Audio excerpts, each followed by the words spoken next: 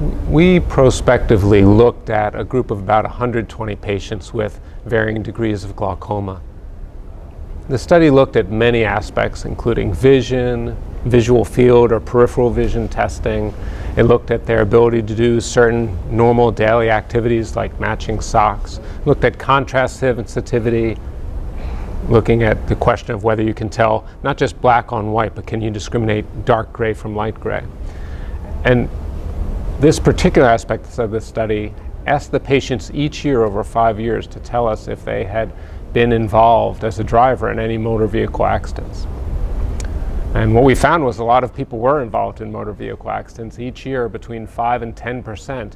We started with about 120 plus patients, and by the end still had just under 100 patients, so it had good retention. But still each year about 5 to 10% of the patients, and these patients were not legally blind, and generally they were patients who had vision that qualified for driving. That's about twice, and maybe one could argue 3 times, the national average for motor vehicle accident rates. So that's significantly more in these patients who have glaucoma. Again, many of them, most of them, not severe glaucoma.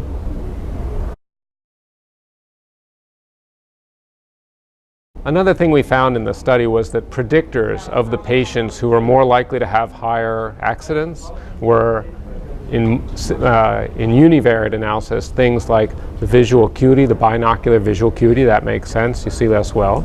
Interestingly, the visual field, the peripheral vision, it was the peripheral vision in the worse eye that made the bigger difference. So if you have worse peripheral vision in your worse eye, that probably means that there's some blind spot out there that is a liability for driving. Again, not something that can be assessed outside of the ophthalmologist's office.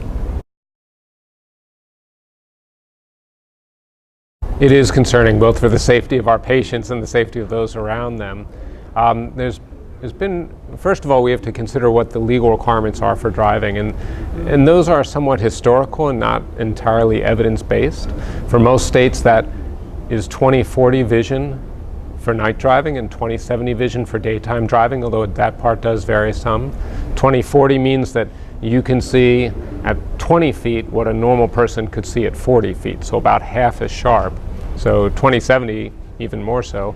And you have to have at least 120 degrees of vision in the horizontal meridian. So 120 degrees is sort of about 12 times your fist at arm's length. So it's quite a bit to either side. So it's quite a bit of range. Of course, people in primary care don't have the ability to assess visual field. So those are the legal requirements, and most of our patients, the vast majority, met those legal requirements and still were at greater risk of having accidents.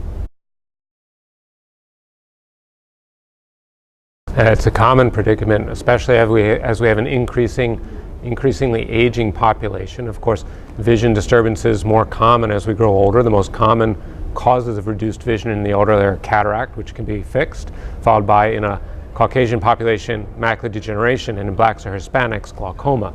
Those second two, of course, not reversible. So it's not uncommon to have these conversations.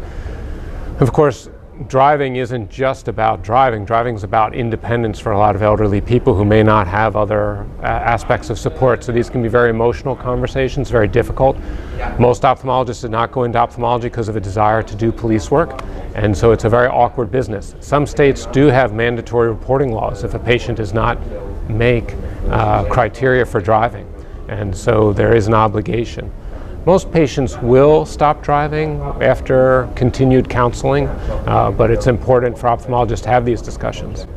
Of course, there are a lot of non-eye reasons for a patient not to be able to drive. Not just orthopedic reasons, but let's face it, as we all get older, our reaction times get slower, and sometimes the patient's cognitive ability or their reactive ability is a big part of why they may not be safe for driving, and that may not be something the ophthalmologist should be making the call on.